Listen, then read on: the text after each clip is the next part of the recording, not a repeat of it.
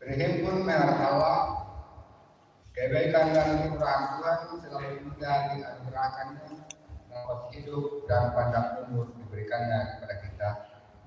Sangat layak baginya menerima seluruh pengakuan dari kita selaku umat ciptaan yang kasihnya. Bahkan hari ini kita masih dituntun dan dipelihara sehingga boleh bertemu dan bersekutu memuji menyembah Dia. Sungguh Tuhan adalah Allah kita yang sungguh melawan kehidupan kita semua. Tema perenungan sepanjang minggu ini yaitu Tuhan akan menjadi Allahku, kiranya benar-benar menuntun kita menjalani hidup anugerahnya. Mari kita baca berdiri, kita menuntut Tuhan seluruh dunia air yang kanlah roh Allah.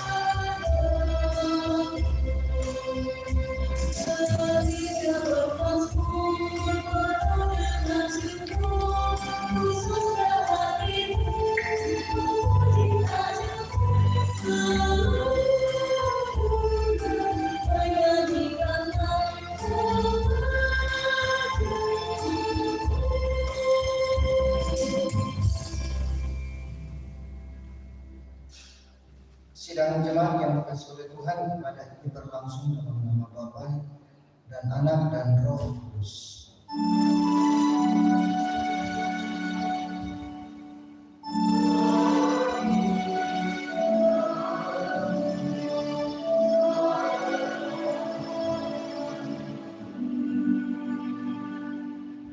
Salam kepadamu dari segala orang kudus, kasih karunia dari Allah Bapa, Anak dan Roh Kudus menyertai saudara.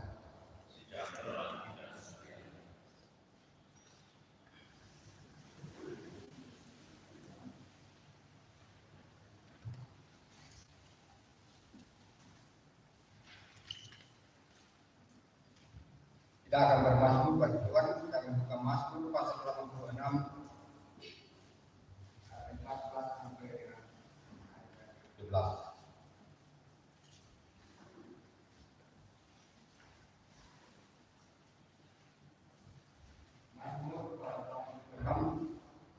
Ayat 14 sampai dengan ayat yang ke-17.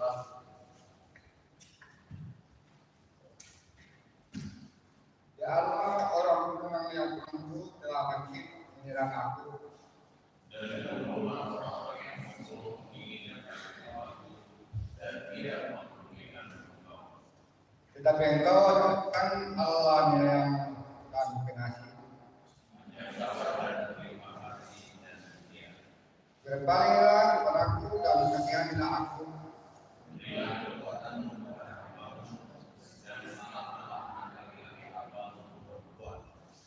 Bukalah kepada satu tanda kebaikan.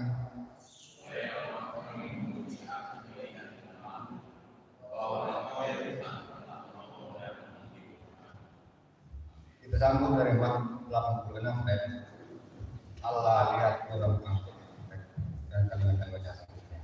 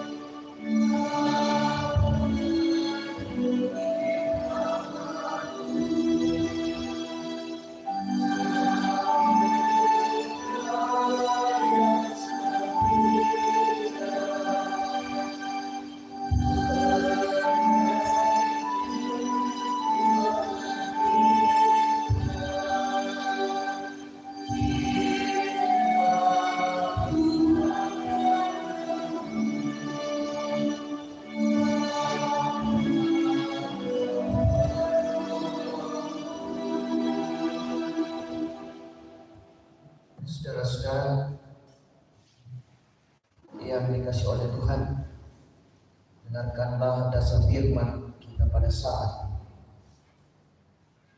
Lalu Allah mengucapkan segala firman ini. Akulah Tuhan Allahmu yang membawa engkau keluar dari tanah Mesir dan tempat perbudakan. Jangan ada padamu ilah lain di hadapanku. Jangan membuat bagimu patung yang menyerupai apapun yang ada di langit di atas, atau yang ada di bumi di bawah, atau yang ada di dalam air di bawah bumi.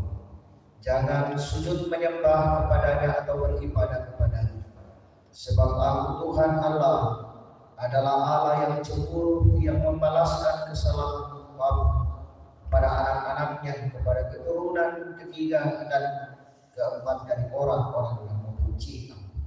Tetapi aku menunjukkan kasih setia kepada beribu-ribu orang, yaitu mereka yang mengasihi aku dan yang berpegang pada perintah-perintahku. Jangan menyebut nama Tuhan Allahmu dengan sembarangan, sebab Tuhan akan memandang bersalah orang yang menyebut namanya dengan sembarangan. Ingatlah dan kuduskanlah hari Sabat. 6 hari lamanya engkau akan bekerja dan melakukan segala pekerjaanmu, tetapi hari ke-7 adalah hari Sabat Tuhan Allah. Maka jangan melakukan sesuatu pekerjaan engkau atau anakmu laki-laki, atau anakmu perempuan, atau hambamu laki-laki, atau hambamu perempuan, atau hewan, atau orang asing yang di tempat kediaman. Sebab 6 hari lamanya Tuhan menjadikan langit dan bumi dan segala isinya, dan ia berhenti pada hari ke-7. Itulah sebabnya Tuhan memberkati hari Sabat dan menguduskan. Hormatilah ayahmu dan ibumu, supaya lanjut umurmu di tanah yang diberikan Tuhan Allah kepadamu. Jangan membunuh, jangan berzina, jangan mencuri, jangan mengucapkan saksi dusta tentang sesamamu, jangan mengingingi rumah sesamamu, jangan mengingingi istrinya atau hambanya laki-laki, atau hambanya perempuan, atau lembunya, atau keledainya, atau apapun yang dipunyai sesama. Amin. Kasih Allah suci buat sucikanlah aku.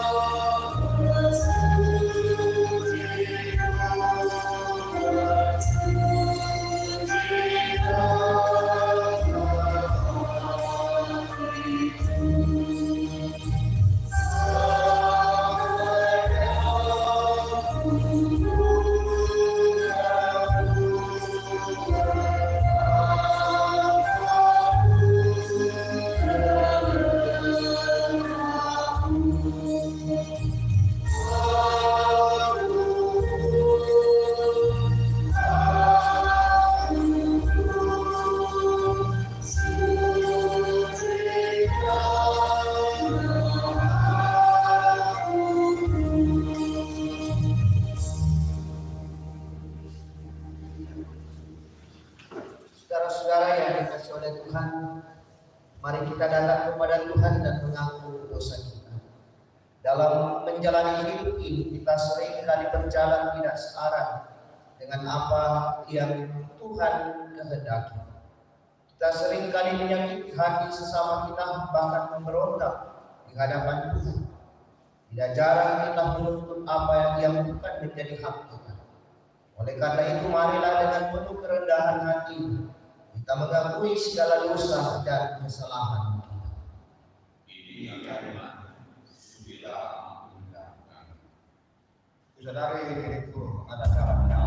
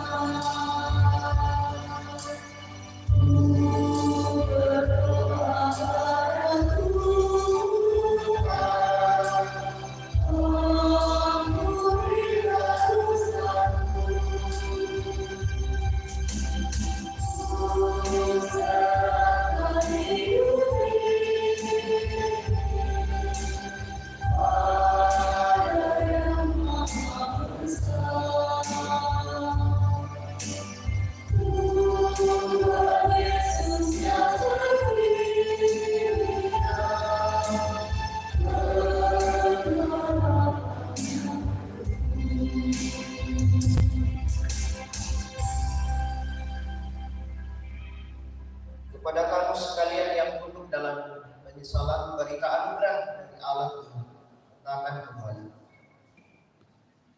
Tetapi sekarang setelah kamu dimerdekakan dari dosa dan setelah kamu menjadi hamba Allah, kamu beroleh buah yang membawa kamu kepada pengudusan, dan sebagai kesudahannya ialah hidup yang kekal. Setiamu Tuhan turut tiada berkala Engkau suka saat ini.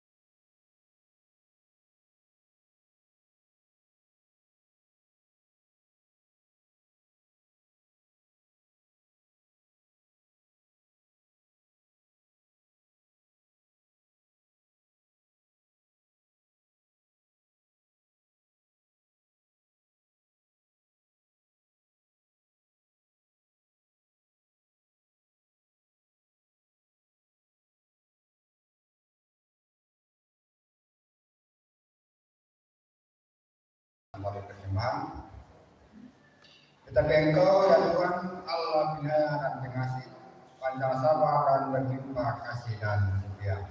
Sambil persembahan dijalankan kita iringi sekarang bersyukur bersyukurlah nama Tuhan.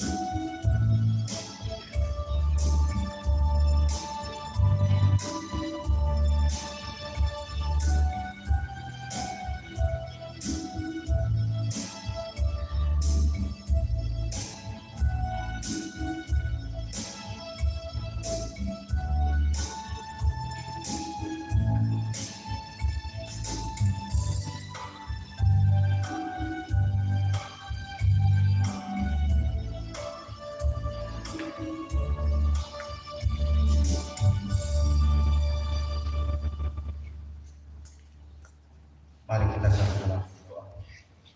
Ya Bapa Maha Pengasih, kami bersyukur atas segala berkat dan kasih kepada kami. Tuhan sudah menyertai dalam seminggu lamanya dalam setiap aktivitas kami. Dan pada hari ini kami memberikan persembahan. Tuhan senantiasa memberkati persembahan ini biarlah dikelola dengan baik. Yang masih ada pada kami, Tuhan senantiasa memberkati juga sehingga kami pergunakan seluruh dengan benar. Ini doa dan permohonan kami dalam nama Yesus Kristus kami sudah berdoa. Amin.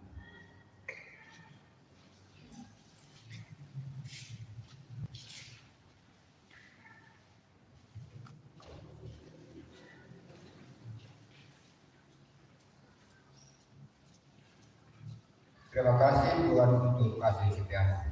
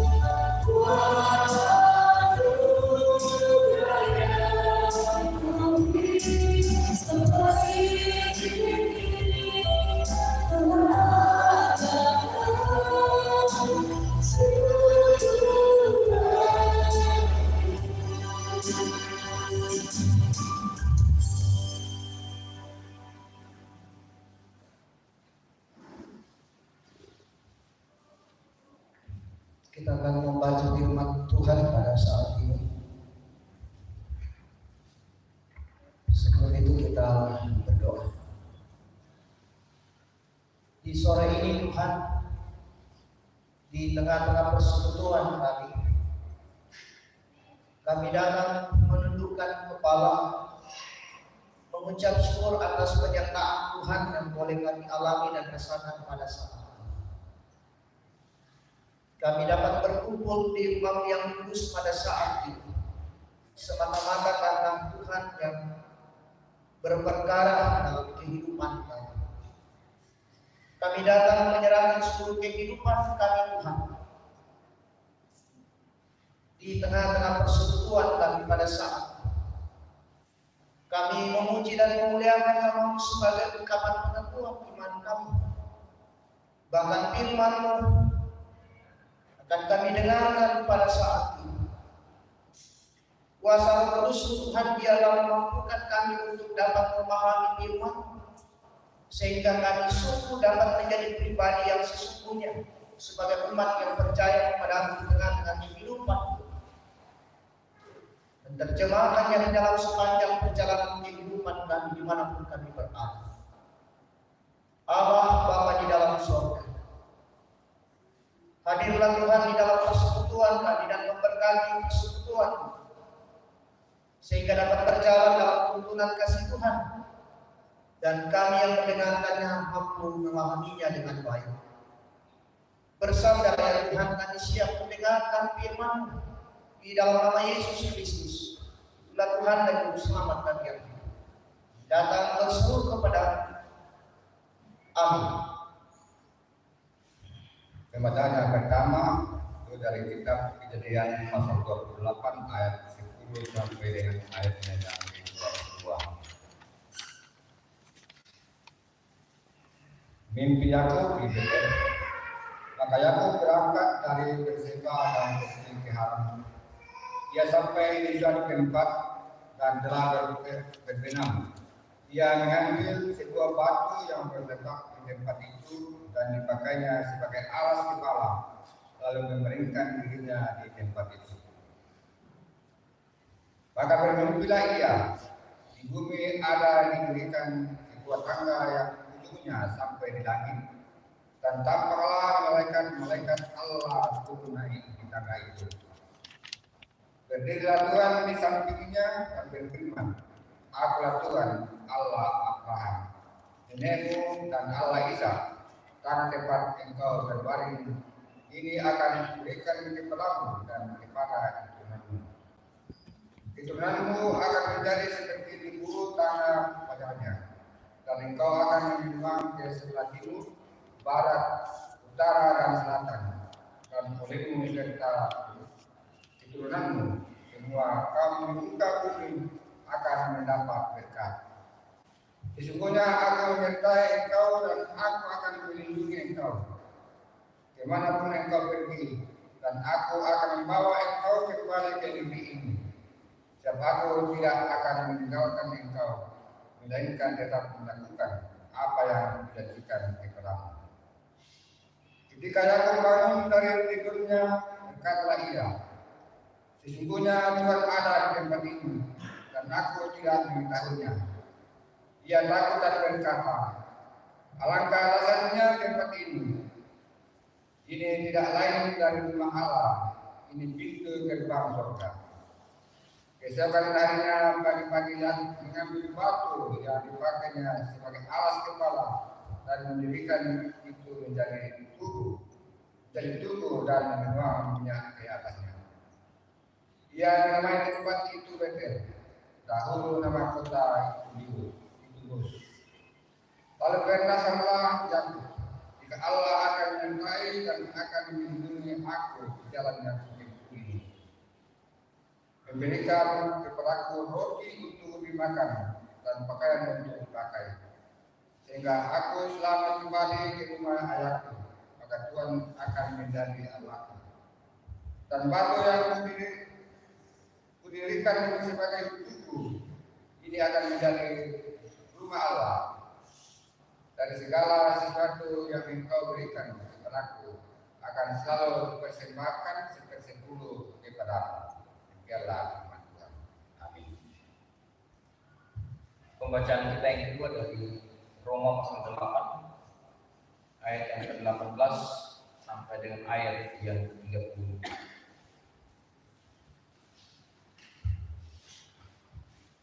Pengharapan anak-anak Allah. Sebab aku yakin bahwa penderitaan zaman sekarang ini tidak dapat dibandingkan dengan kemuliaan yang akan dinyatakan kepada kita. Sebab dengan sangat rindu seluruh makhluk menantikan saat anak-anak Allah dinyatakan. Karena seluruh makhluk telah ditaklukkan kepada kesia-siaan, bukan oleh kehendaknya sendiri, tetapi oleh kehendak Dia yang telah menaklukkannya. Tetapi dalam pengharapan, karena makhluk itu sendiri juga akan dimerdekakan dari perbudakan kebinasaan dan masuk ke dalam kemerdekaan kemuliaan anak-anak Allah. Sebab kita tahu bahwa sampai sekarang segala makhluk sama-sama mengeluh dan sama-sama merasa sakit bersalin. Dan bukan hanya mereka saja, tetapi kita yang telah menerima karunia suruh Roh, kita juga mengeluh dalam hati kita sambil menantikan pengangkatan sebagai anak, yaitu pembebasan untuk kita. Sebab kita diselamatkan dalam pengharapan. Tetapi pengharapan yang dilihat bukan pengharapan lagi. Sebab bagaimana orang masih mengharapkan apa yang dilihatnya, tetapi jika kita mengharapkan apa yang tidak kita lihat, kita menantikannya dengan tekun. Demikian juga Roh membantu kita dalam kelemahan kita, sebab kita tidak tahu bagaimana sebenarnya harus berdoa. Tetapi Roh sendiri berdoa untuk kita kepada Allah dengan keluhan-keluhan yang tidak diucapkan. Dan Allah yang menyelidiki hati nurani mengetahui maksud Roh itu, yaitu bahwa Ia sesuai dengan kehendak Allah berdoa untuk orang-orang kudus. Kita tahu sekarang bahwa Allah itu bekerja dalam segala sesuatu untuk mendatangkan kebaikan bagi mereka yang mengasihi Dia, yaitu bagi mereka yang terpanggil sesuai dengan rencana Allah. Sebab semua orang yang dipilihnya dari semula, mereka juga ditentukannya dari semula untuk menjadi serupa dengan gambaran anaknya, supaya ia, anaknya itu, menjadi yang sulung di antara banyak saudara. Dan mereka yang ditentukannya dari semula, mereka itu juga dipanggilnya. Dan mereka yang dipanggilnya, mereka itu juga dibenarkannya. Dan mereka yang dibenarkannya, mereka itu juga dimuliakannya. Haleluya.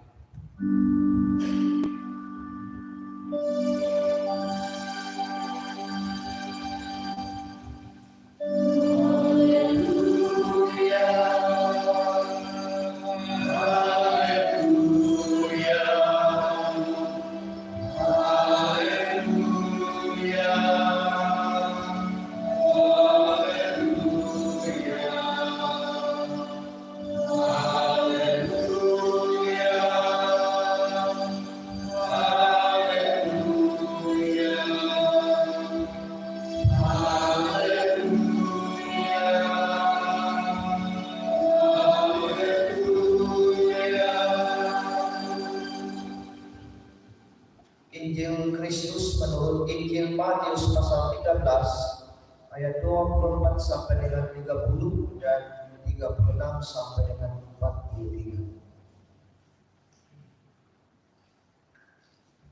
Perumpamaan tentang dalam di antara gandum. Yesus membentangkan suatu perumpamaan lain lagi kepada mereka. Katanya, hal kerajaan surga itu seumpama orang yang menabur benih yang baik di ladangnya. Tetapi pada waktu semua orang tidur, datanglah musuhnya menaburkan benih lalang di antara gandum itu lalu pergi. Ketika gandum itu tumbuh dan mulai bergulir, nampak jugalah belalang itu. Maka datanglah hamba tuan ladang itu kepadanya dan berkata, Tuan, bukankah benih baik yang Tuhan taburkan di ladang Tuhan? Katakan, jangan, sebab mungkin gandum itu ikut terjatuh pada waktu kamu mencabut belalang itu. Biarkanlah keduanya tumbuh bersama sampai waktu menuai. Pada waktu itu aku akan berkata kepada para penuai, kumpulkanlah dahulu lalang itu dan ikatlah berkas-berkas untuk dibakar. Kemudian kumpulkanlah gandum itu ke dalam lubuk. Maka Yesus pun meninggalkan orang banyak itu lalu pulang. Murid-muridnya datang dan berkata kepadanya, jelaskanlah kepada kami perumpamaan tentang lalang di ladang itu. Ia menjawab katanya, orang yang menaburkan benih baik ialah anak manusia.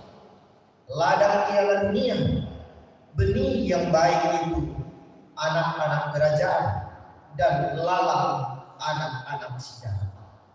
Musuh yang menaburkan benih lalang ialah iblis. Waktu menuai ialah akhir zaman, dan para penuai itu malaikat. Maka seperti lalang itu dikumpulkan dan dibakar dalam api, demikian juga pada akhir zaman. Anak manusia akan menyuruh malaikat-malaikatnya dan mereka akan mengumpulkan segala sesuatu yang menyesatkan dan semua orang yang melakukan kejahatan dari dalam kerajaan. Semuanya akan dicampakkan ke dalam dapur api. Di sanalah akan terdapat ratapan dan kertakan gigi. Pada waktu itulah orang-orang benar akan bercahaya seperti matahari dalam kerajaan Bapa mereka. Siapa yang bertelinga, hendaklah ia mendengar. Amin. Firman Tuhan, Purre Sumarapu.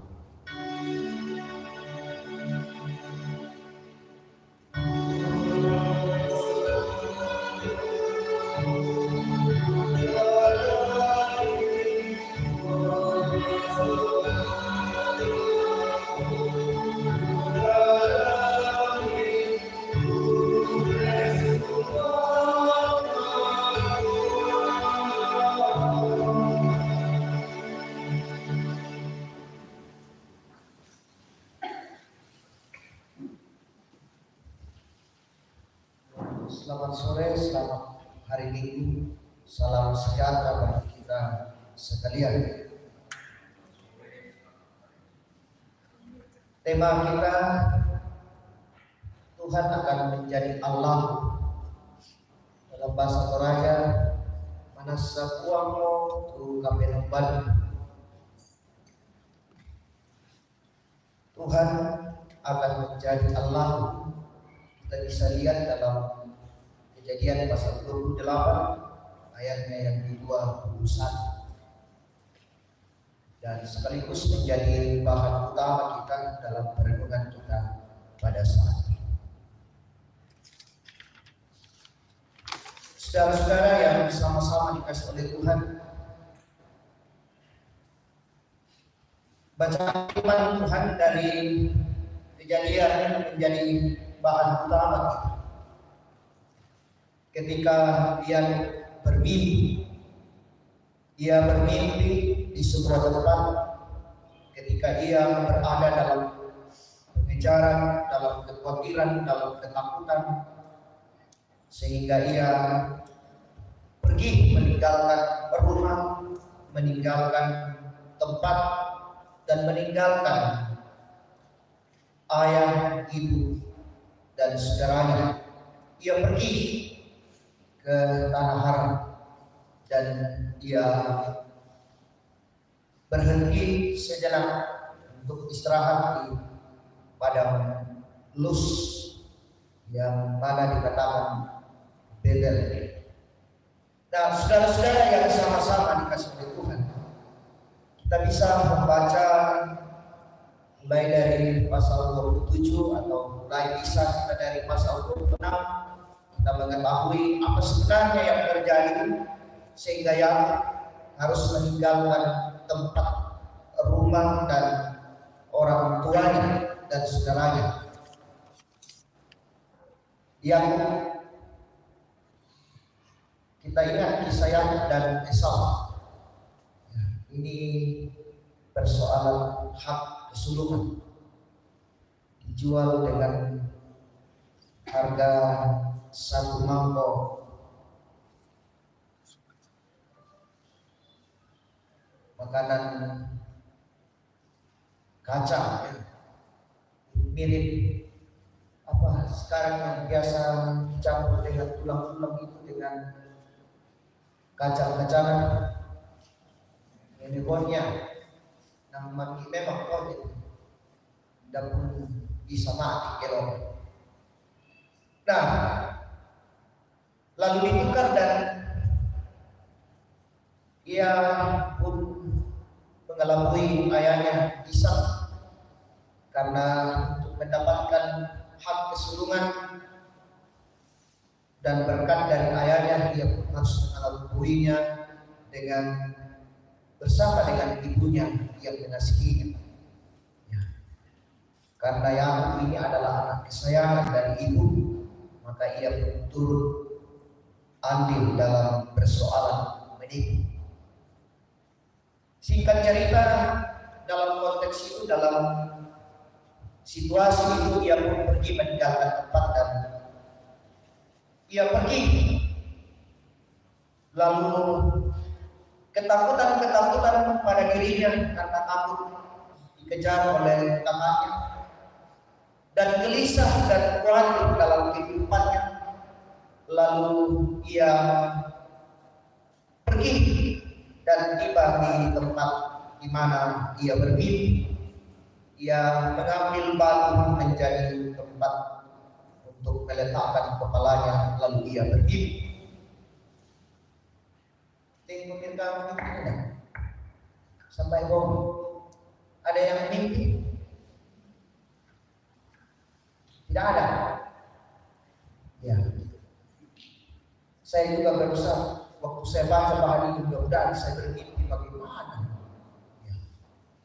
Nah, saudara-saudara yang sama-sama dikasih oleh Tuhan, Yakub pun bermimpi. Menarik di sini, ketika ia bermimpi pada ayat 13 sampai dengan 15 menjadi sebuah ungkapan yang menarik. Berdirilah Tuhan di sampingnya dan berfirman, "Akulah Tuhan Allah Abraham nenekmu dan Allah Ishak. Anak tempat engkau berbaring di sini akan kubaringkan kepadamu dan kepada keturunanmu. Keturunanmu akan menjadi seperti debu tanah padang, dan engkau akan mengembang ke sebelah timur, barat, utara, dan selatan. Dan olehmu serta keturunanmu semua kaum di muka bumi akan mendapat berkat. Sesungguhnya aku menyertai engkau dan aku akan melindungi engkau kemanapun engkau pergi, dan aku akan membawa engkau kembali ke negeri ini, sebab aku tidak akan meninggalkan engkau, melainkan tetap melakukan apa yang dijanjikan kepada." Nah, saudara-saudara yang sama-sama dikasihi oleh Tuhan, di sini menarik bahwa Allah berdiri di sampingnya, dan di ayat 12 di sini diperlihatkan kepada kita bagaimana ketika ia bermimpi ia melihat ada tangga dari langit, dari surga turun ke bumi.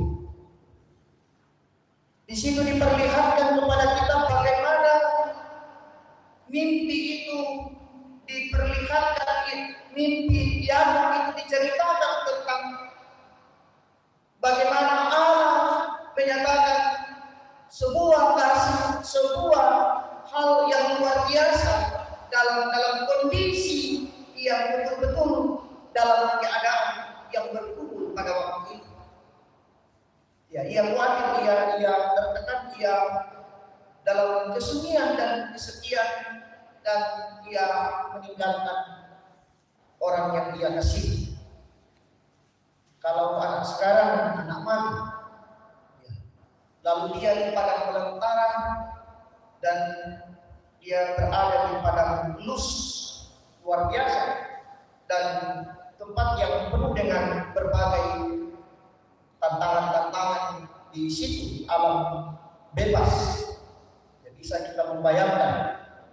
Nah, saudara-saudara, tetapi di situ Allah memperlihatkan dirinya. Ia menyatakan sebuah kasih kepada dia.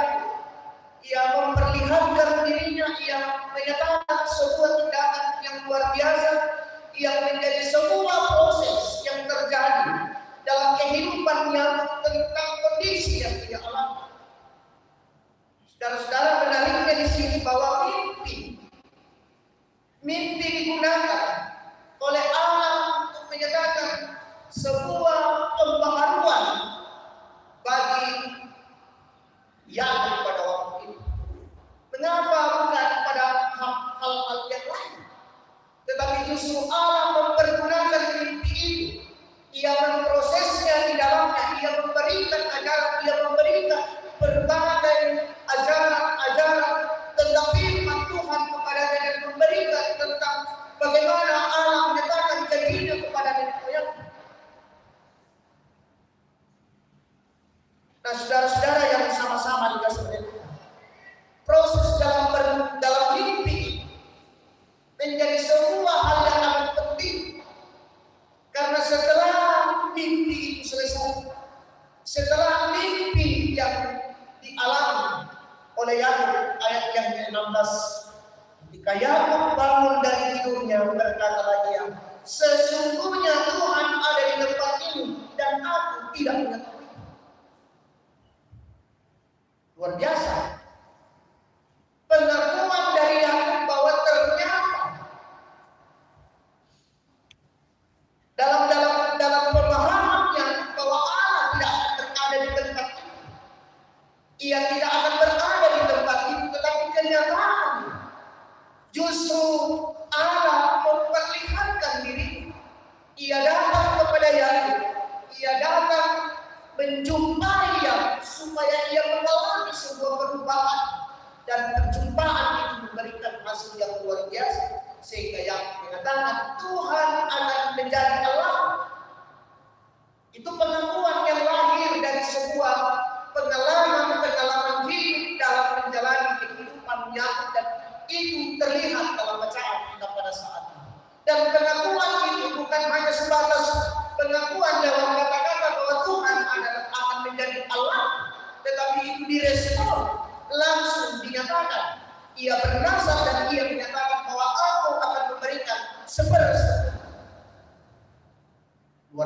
sebagai ungkapan pengakuan. Dan ayat 22 kita bisa lihat pada kalimat terakhir di situ, kepadamu akan selalu persembahkan sepersepuluh kepada.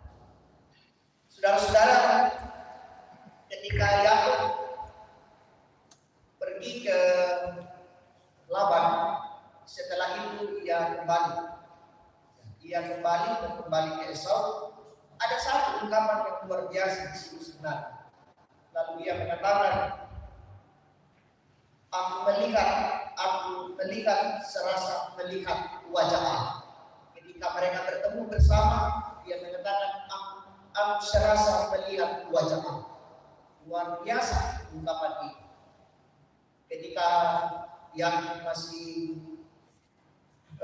pada waktu itu agak takut, agak ragu-ragu, tetapi ketika dia bertemu dengan Esau justru tidak ada lagi pemikiran bahwa ia akan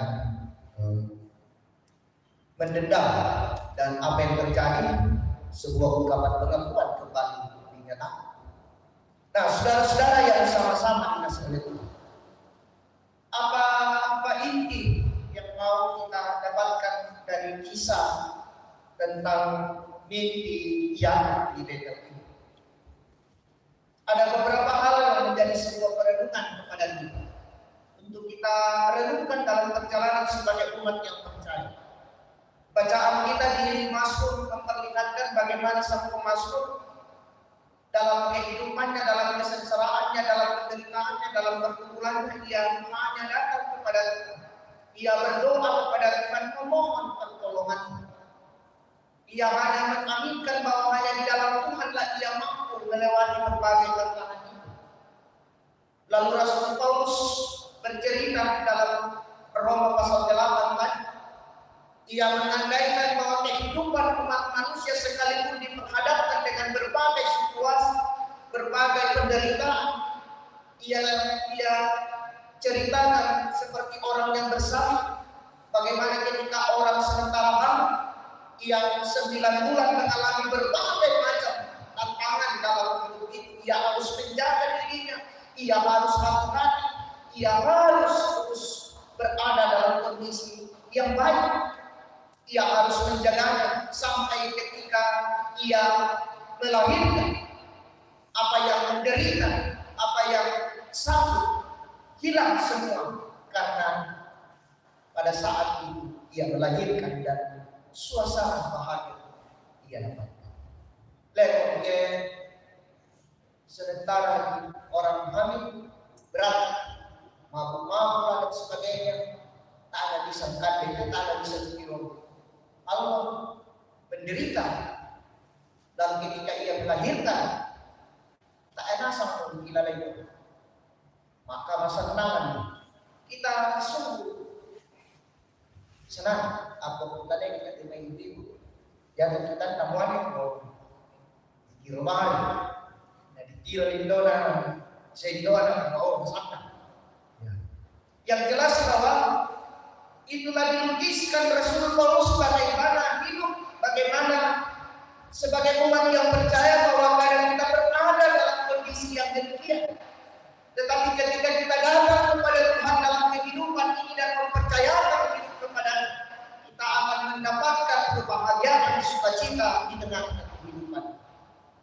Nah, dalam bacaan kita pada saat yang mau mengajarkan kepada kita bahwa mesti di dalam kehidupan ini kita juga mengatakan Tuhan akan menjadi Allah,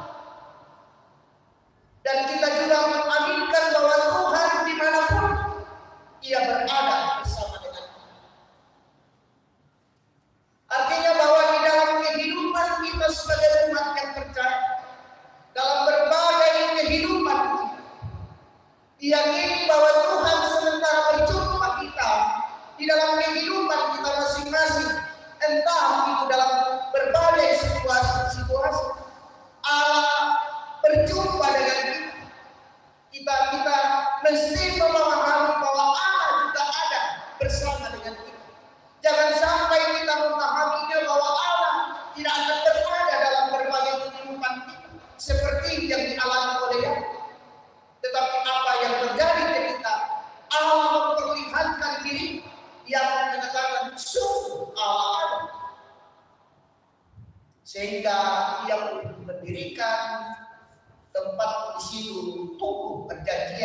yang beda. Di situ diperlihatkan kepada kita sebagai sebuah ungkapan pengakuan. Nah, saudara-saudara yang sama-sama dikasih Tuhan. Jadi Allah menyatakan sebuah perjumpaan yang ada. Perjumpaan itu dalam kehidupan ini bukan dalam hal formal, tetapi dalam berbagai hal yang mesti menjadi sebuah perenungan kepada kita, bahwa ternyata Tuhan terus berada dan menyatakan perjumpaan dalam kehidupan kita sebagai umat yang percaya. Ia mau memberikan kekuatan, Ia mau memberikan anugerah kepada kita dalam kehidupan ini sebagai umat yang dikasihi. Apakah kita juga menikmati itu dalam kehidupan ini, atau apakah kita tidak merasakan bagaimana Allah menyatakan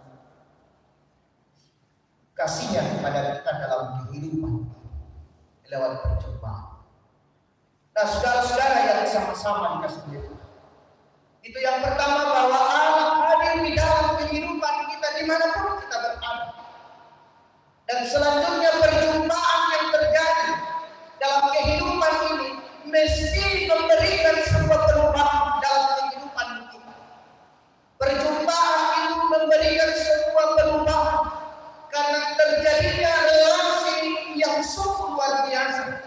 Tuhan membangun, Tuhan datang untuk supaya kita yang sebagai umat yang percaya kepadanya tidak lagi berada dalam ketakutan, kekhawatiran dalam kehidupan ini, tetapi menjaga relasi ini dengan kuat dalam kehidupan ini, sehingga perjumpaan dengan Allah mesti memberikan perubahan dalam kehidupan ini.